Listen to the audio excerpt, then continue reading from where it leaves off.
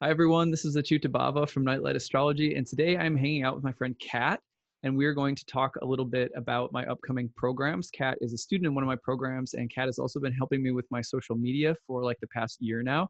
Kat is the host of a really cool podcast that I like called The Creative Introvert, and you can check it out at thecreativeintrovert.com. Do I have that right, Kat? You do, yes. Thank you. Okay, cool. So today we're going to talk about my courses and some of the typical questions that people have for me about the courses, especially since they're coming up in June. Kat's been in my program, is just finishing up my program right now, and has been gathering questions that people have had so that we could do a little Q&A about it. So thanks for being here today, Kat. Yeah, you're welcome. Looking forward to talking about this. So, my first question, which is, I guess, a question that I had for you a year ago. Who takes this course? Is it for beginners, new people to astrology, or for people who actually want to practice it more professionally? Who takes it? Yeah, there's actually kind of a spectrum of people who take the class. I would say that they fall into, maybe two or three categories. The first one would be, avid students of astrology who are already really into astrology, but have never studied ancient classical astrology and have heard about it or are interested in it and want to add it to their repertoire. And they're kind of, in that sense, they might also be feeling called to study Hellenistic astrology in particular. Maybe they're like, oh, I finally found my niche, something like that. And they're people who are either already practicing or planning on developing a practice. So that's like one category. And that makes up actually probably the smaller subsection of students in my class. The majority of students are probably those who for whatever reason, they've always wanted to learn astrology and they're looking for a more structured approach to learning. And probably they may not even know that much about Hellenistic astrology in particular, but they maybe just feel like they found, it's like me when I found my own teachers, I was just like, oh, I click with that person.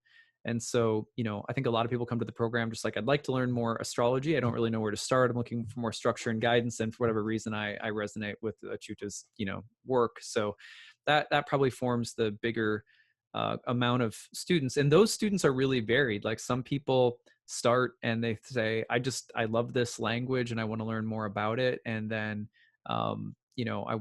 maybe I want to read charts, but I'm not sure. That maybe they don't have super formed intentions. They just really like it and they're looking to, enrich their spiritual lives. And then there's maybe some of those people who are also maybe more intent on developing a practice. But yeah, that's sort of the larger group of people. And then probably the third group, it would be people who are complete beginners, just have zero background in astrology whatsoever, and they just, a light bulb's gone off, they got bit by the bug, and they're like, again, probably the reason they're coming into it is either that they are interested in Hellenistic astrology, ancient astrology in particular, or they just like my approach. But it's probably the minority of people who are like, yeah, I want to do this full time for a career. But interestingly, I'd say a surprising amount of students from my programs, and I say surprising because of their own expectations that students have, that they'll say, yeah, I don't really see myself, offering readings to people, but by the end of a year, maybe even 2 years, if they take my second year program, they're actually reading for people on like a part-time basis or as an addition to, a day job or something like that. And I do have I would say a smaller percentage of students because it's not easy and it's sort of rare to be like a full-time practicing astrologer. But I do have a subset of students who have, taken it really, really seriously, studied with me in all three of my year programs, and are practicing full time as well. So it's kind of a range of people who come to the program. Yeah, yeah. I think I was in the second category there. And again, I think a lot of people who are listening to your stuff already and who want to learn it, I think we spoke about this before, but it's pretty hard to teach yourself astrology. So it was really helpful for that, the structure. Yeah, I mean, I think that's probably one of the biggest reasons, regardless of like any group that a person's in. They don't know any astrology. They already know some astrology, but haven't studied classical astrology, or somewhere in between. That people are looking for structure and guidance, and my course is, I think, the maybe the shining spots about my course would be that it's really organized and structured. It's guided. It's very personal. The class sizes are getting a little bit bigger these days, and especially because of COVID-19, we've sort of opened up the floodgates because we've just said anyone who's really struggling can study. And actually, that a lot of people are stuck at home, so we have like our biggest enrollment class coming up really that we've ever had. But the experience is still really personal. It's not a correspondence course. I'm live, I'm taking questions from people, we're interacting with live people in the classroom eventually toward the end of the program. There's a lot of live interaction. People are emailing me with questions all the time in class. So, it's a personal experience, but it's also a really guided and structured experience. And it's nice to have someone who's able to, I mean, I say this because I learned this from my own teachers, that it's nice to have someone who's kind of blazed a trail in some ways, gone through the web of conflicting information that's out there. There's just a huge sea of information about astrology. It's 2,500 years old. And so, having someone who's kind of done that work and who has distilled, some of the essence of one of the traditional forms into something that's manageable and, accessible and structured, that's a huge benefit. Because I can tell you that, when I started for like my first 5 years, I was more or less self-taught, autodidactic. Is that what they call it? But it turned into, needing eventually to seek teachers, like real structured guidance. And even then, and I don't mean this as any disrespect, but I've really benefited. A lot of astrologers aren't teachers by nature. Like, they're good astrologers and they might be good at teaching concepts, but it's a totally different thing to structure curriculum to take someone through an entire discipline and development of a whole range of skill sets. I benefited because, in this regard, from being, I went through 2 graduate degrees where I was a teaching fellow. So I had, not only was I teaching college courses, but I was going through practicums that teach you how to teach college courses, where you're developing curriculum for a whole year or 2 years. So in learning how to develop curriculum, that's sort of a special skill that I feel like I bring to the way that I teach my classes. Not, I mean, there's always room for growth. I'm always getting good feedback about how to improve the course, and hopefully it'll keep improving. But I think that's something else that people really like about the class, is that you get a syllabus, there's a reading list, there's recommended guided advice for getting a software program. There's, weekly homework, quizzes, optional reading, bonus material, group discussions. So there's a lot there to support people and guide people through a pretty, like sturdy process. Yeah, that's what I was really interested in, because it does seem to be structured so well. Like, how did you even decide what people needed to learn, especially in the beginning? Like, let's say the first uh, few lectures, and how did you decide what goes in this? Yeah, I mean, it again, like I'd say that the teaching practicum experiences that I had in my graduate school days have been really important for me. Like, concepts, like really looking at which concepts naturally build upon one another. And ancient astrology is a little tricky in this regard, because like I said this, we were talking about this recently, Kat, and I said, if you want to learn about planets, you have to study houses. And if you want to learn about houses, you have to study aspects. And so every concept in astrology, it almost doesn't work to go at a particular element of theory in a linear, direct manner. You have to, because all of the concepts are interpenetrating, interlocking, overlapping. They're very holographic in that sense. This was a very enigmatic sort of, traditionally it was very cryptic, even in the way that it was taught. And so ancient astrology is something where you have to be really careful about the way that you build concepts and take people through an experience that's not just giving them information, but that's teaching them how to make the connections between different areas of theory on their own. Because that's what the mind needs in order to be successful at astrology, is to be able to see associative patterns within the different layers of theory, because they're all really tools of hermetic or hermeneutic tools of interpreting what the sky is saying. And so that it's, I think, like, starting, for example, the course starts with just a lecture on the history of astrology in general, not just horoscopic astrology, but sort of the whole history as far as we know it of astral omen divination. And then we build into, the ancient metaphysics and philosophy, and starting with some of the most core astronomical foundations of ancient astrology, and how those observable phenomenon in the sky start building this elaborate scaffolding that's metaphysical, philosophical, and finally, practical in terms of making predictions and things like that. But then we move through planets, houses, signs, aspects, essential dignities, accidental dignities, interpretive theories, and in each of those stages, you're ready to see how the previous set of concepts is being built upon, and also becoming more subtle and sophisticated in each new level of theory. And so that was really a process of trial and error, and also of really figuring out, like, by watching what students were going through the first couple of times that I taught it, and just being like, oh, they can't understand this concept yet because they don't have this other concept. But then sometimes it's really difficult, because in order to have that other concept, they have to have the first concept.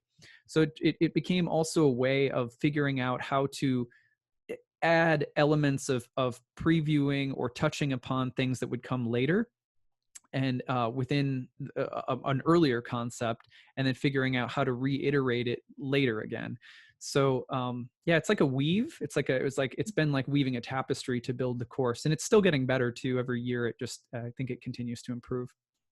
Yeah, I think like that, it's not necessarily just this linear thing.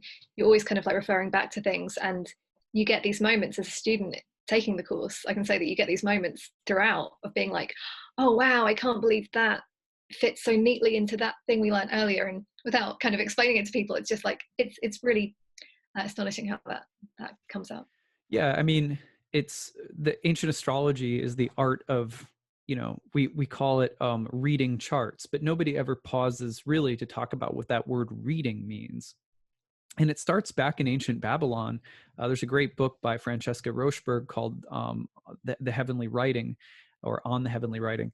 But the Babylonians, who were sort of earlier progenitors of horoscopic astrology, along with Egyptians and other Mesopotamian cultures, India, stuff like that, they conceptualized astrology as a written form of communication from God or from the gods in the sky. And that when we say reading, what we're saying is that we're actually learning, like, the grammar, the diction, the syntax of the heavens, and that it's a heavenly script. And the script, like any language, learning to read a language is there's all sorts of rules, but also the variations of rules, and how one rule plays upon another in order to create something that's not just a piece of information, but something that's beautiful, artful, true, inspiring, moving. So the language in the sky is not just some dull printout either. It has an aesthetic dimension to it. And so the way in which the language is learned is very important, because when we say that we're learning to become readers, what we really mean is that we really literally are learning how to read. the in order to learn astrology, you have to learn how to read, and it's not like like learning to read an English book. And learning how to read also means that essentially we're learning a language that is teaching us how to think astrologically. So the way that the language is taught is really, really important. And that's why classical astrology is, in my mind, also just light years beyond, in some ways, what the pedagogy of modern astrology, which tends to be, here's the information, memorize this stuff, and then just combine it. Um, ancient astrology is more like, you have to really deeply consider what a house is, where it comes from, what a sign is, where it comes from, what the relationship between a sign and a house is, the way in which they are the same, the way in which they are different. And you have to really work those distinctions philosophically on every level. Excuse me, for the first house, for the second house, for the third house, all the way around, for all of the signs. And then you have to do the same thing with the planets in relation to the houses and the signs. And as you keep taking each part and repeating that, it's not that you're suddenly learning how to read some kind of objective computer printout in the sky. It's literally that you're learning how to speak to the sky or hear the sky speaking, and it will say different things. Charts are not static. Charts are like, I always make this comparison, but they're like the wishing pool in the Lord of the Rings, in the elf kingdom that the hobbits go to, where they look into the mirror of Galadriel and they see all of these images of things that could be, of things that will be, like that. And the chart is like that. The chart is an oracular device. It looks two-dimensional on a screen in front of us. And it's artificial in a sense because the sky never actually stops moving. But this chart is actually like a living visionary portal, and it's always speaking and speaking differently, though certain karmic parameters always stay the same. And you can't learn to have a relationship, a living spiritual connection with that chart, unless you learn the the kind of enigma of this language. And it has to really affect you. It has to overwhelm you. It has to make you feel a little dumb at times, which is totally normal. And it has to give you also these breakthroughs where it's not just, oh, I got the information. It's, oh, I see how it works. I see why it works. And then you have something that's much deeper than just a list of adjectives or topics of houses or whatever. Yeah, no, completely.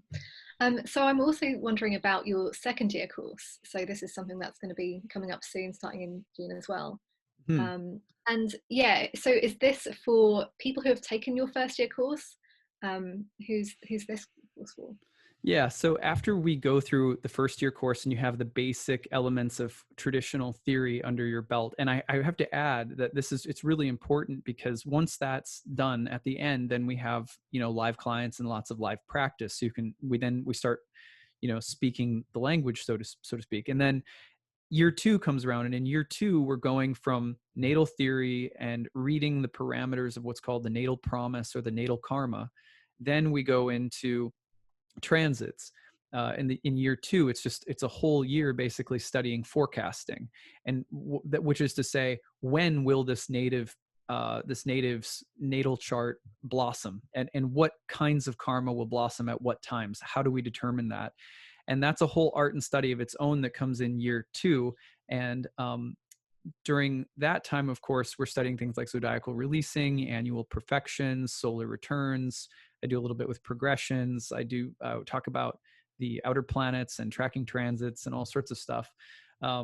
And in that program, people who have, a lot of times people are like, I looked at the curriculum of your first year program and I'm like, oh, I already know something about this stuff. So can I just jump into your year two program?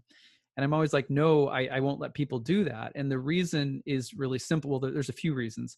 The first reason is that if you've never studied classical astrology with personal guidance before, you have to go through the basics with personal guidance, because the 99.9% of the time you actually haven't learned the traditional elements correctly. And that's not to say that there aren't variant traditions, modern traditions that look at things slightly differently or whatever. It's just to say, if you're going to study classical astrology and really learn it, you have to have personal guidance going through it, the core elements of theory and learning how they interrelate. And you have to have that also, in my opinion, with live experience with people and with a reader, with a professional who shows you what the readings look like in practice. And when you go through that, then I think that one is then ready to get into forecasting.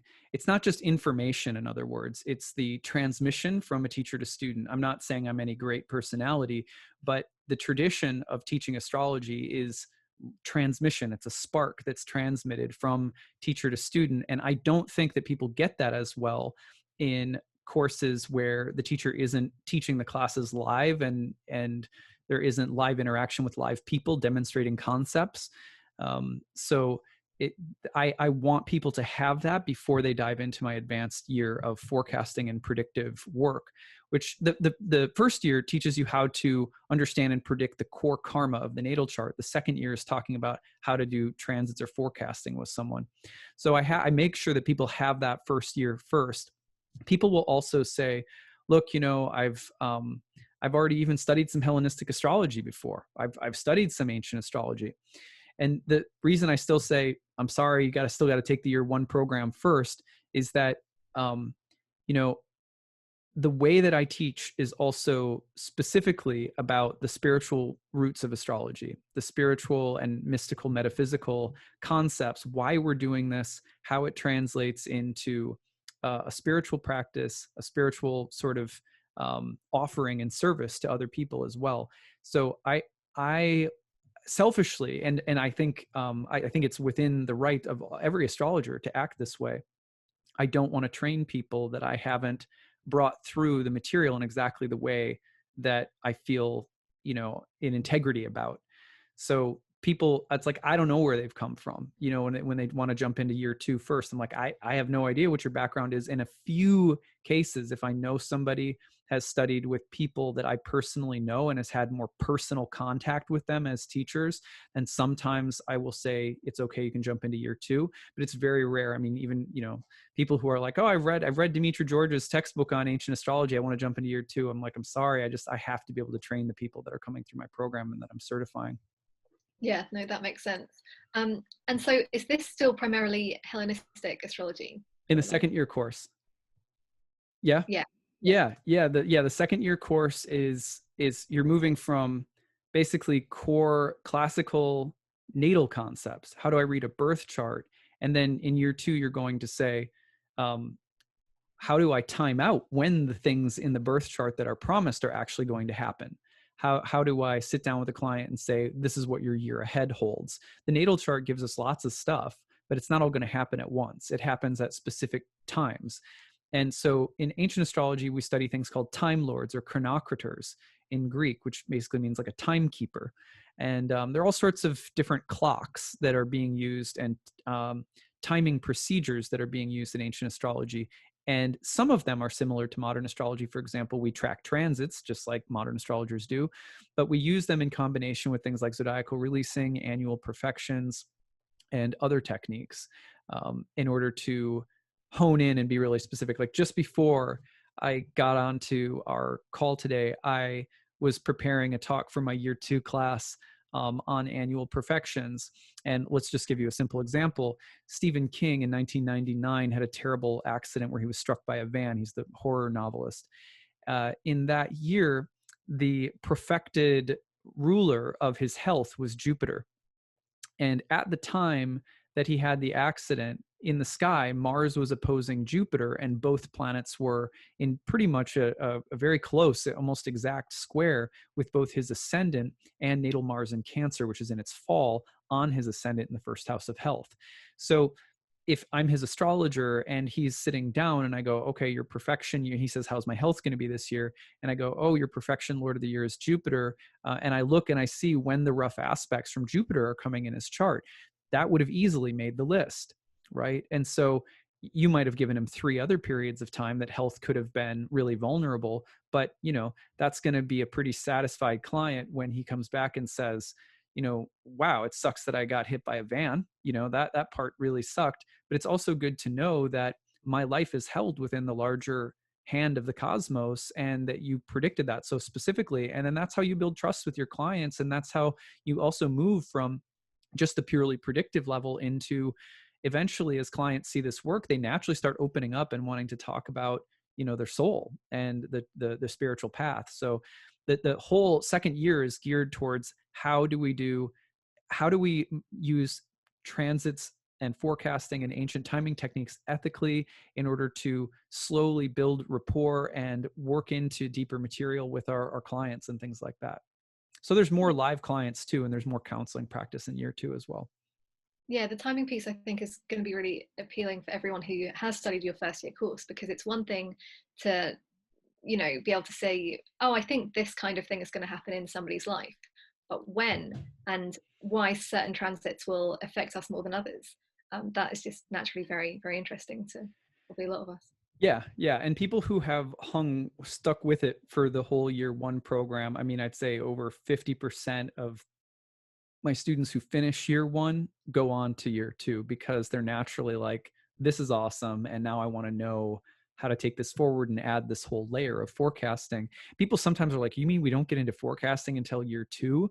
And I'm like, I'm like, just, I promise you, you get into Hellenistic and you move and you're going to be you're going to be 10 times better of an astrologer by taking your time and going into the basics in a way that you literally probably never knew even existed.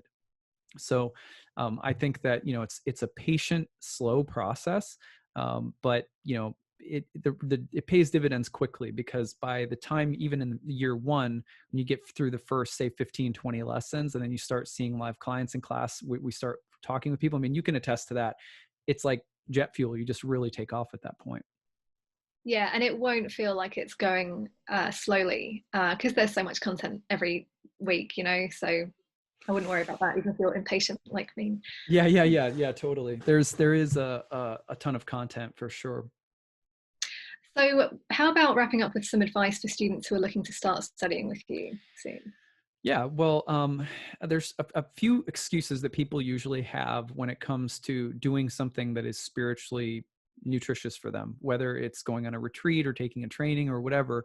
And I like to just mention these to people because um, they're things that, you know, I've had to overcome myself, and I think are you know, good reminders. One is that, you know, people will be like, I really want to take the course, but you know, I'm afraid it'll be too much, or I won't know enough, or I'll be stupid, or, you know, just some kind of self-doubt, you know, something like that. And I always tell people, when that comes up, let your overriding love and interest in astrology be stronger than your doubt about your own capacity.